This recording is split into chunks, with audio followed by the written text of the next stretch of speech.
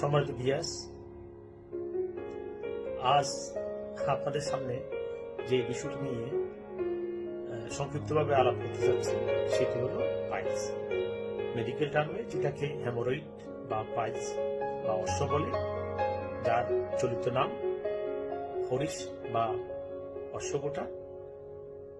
আজকে আপনাদের মধ্যে কারা সম্ভাব্য পাইলসে আক্রান্ত সেই বিষয়ে দুইটি টিপস বলছি, আপনি একটু মিলিয়ে নেন।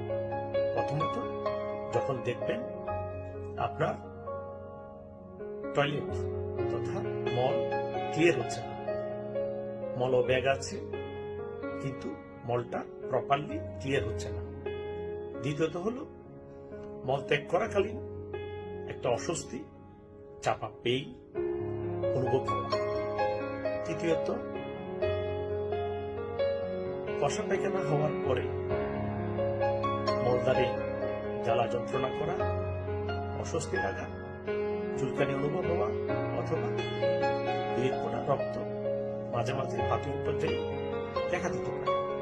এই 3 থেকে 4টি লক্ষণ যদি প্রাথমিক পর্যায়ে আপনার মলত্যাগকালীন সময়ে আপনি অনুভব করেন, তাহলে আমি বলবো অতি সত্বর নিকটস্থ কোনো বিশেষজ্ঞ কলোরেক্টাল ডাক্তারের পরামর্শ নিতে পারেন।